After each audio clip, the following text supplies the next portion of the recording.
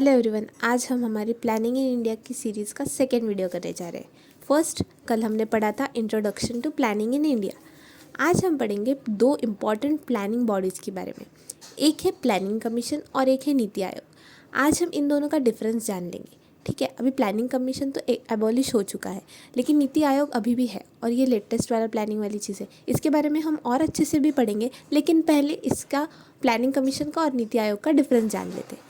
ठीक है, तो प्लानिंग कमीशन इस्टेब्लिश किया गया था ऑन 15 मार्च 1950। ठीक है, 1950 में ये इस्टेब्लिश किया गया था और फिर 1951 से 5 ईयर प्लान्स स्टार्ट हो गए।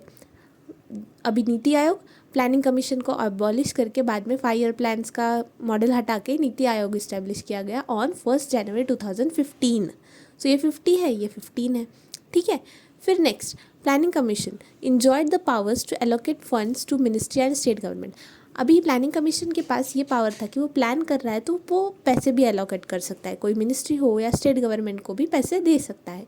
लेकिन नीति आयोग ऐसा कर सकता है क्या? नहीं, क्योंकि ये थिंक टैंक है, एडवाइजरी बॉडी है। ये प्लान्स बना तो सकती है लेकिन पैसे नहीं दे सकती, फंड्स नहीं दे सकती नीति आयोग। तो कौन देता है फंड्स? Finance ministry. ठीक है, थर्ड इंपॉर्टेंट चीज़ कि प्लानिंग कमीशन के पास ये पावर था कि वो जो पॉलिसीज बना रहा है to impose policies on states and for the projects approved by the planning commission. So it could impose policies states पे, और जो भी वो प्रोजेक्ट अप्रूव कर रहा है तो ये इम्पोज कर सकता था। लेकिन नीति आयोग ऐसा नहीं है, नीति आयोग के पास ये पावर नहीं है टू इम्पोज पॉलिसीज, क्योंकि ये थिंक टैंक है, एडवाइजरी बॉडी। एडवाइजरी बॉडी मतलब ये एडवाइस कर सकती है, लेकिन ये एडवाइस मतलब ऐसा मैंडेटरी नहीं होती।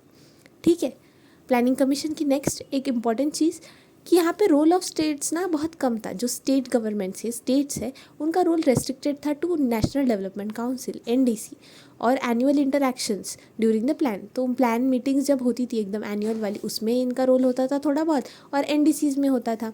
ठीक है, उसके अलावा इनका कोई रोल नहीं था। भी NDCs क्या है? NDC मतलब नेशनल डेवलपमेंट काउंसिल। तो ये तब एडवाइजरी बॉडी थी किसके लिए? प्लानिंग कमीशन को। तो प्लानिंग कमीशन को एडवाइस करने के लिए NDC थी, और ये कैसे प्लानिंग करती ये सब पे प्लानिंग कमीशन को एडवाइस करती थी। ठीक है, तो इसमें सारे सेंट्रल मिनिस्टर्स होते, चीफ मिनिस्टर्स होते थे, और यूनियन टेरिटरीज़ के, स्टेट्स के एडमिनिस्ट्रेटर्स होते थे, यूनियन टेरिटरीज़ के चीफ मिनिस्टर्स होते थे स्टेट्स के। तो ये सारे लोग इस नेशनल डेवलपमेंट काउंसिल में होते थे। लेकिन ये तो एडवाइजरी बॉडी थी ना, तो इसकी एडवाइस प्लानिंग कमीशन माने ना माने, है ना, तो रोल ऑफ स्टेट थोड़ा रेस्ट्रिक्टेड था।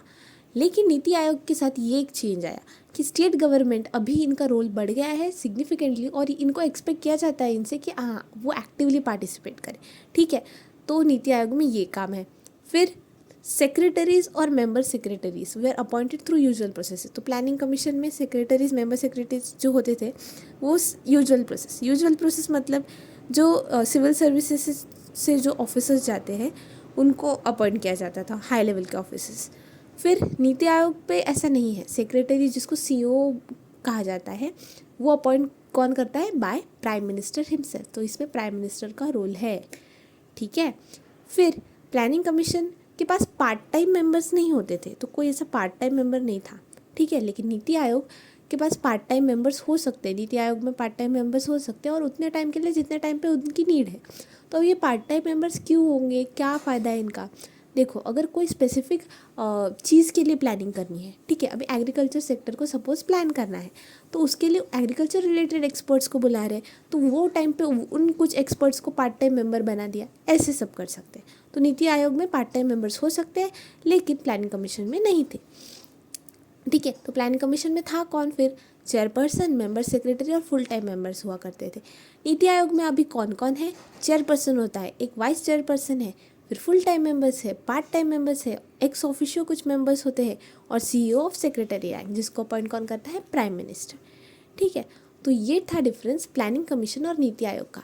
अगर कभी पूछे कि नीति आयोग के आने से पूरा प्लानिंग इंडिया में जो प्लानिंग का तरीका था वो ट्रांसफॉर्म हो गया है, तो कैसे हुआ? तो हमें पहले पता होना चाहिए कि पहला कैसा था और अब कैसा है।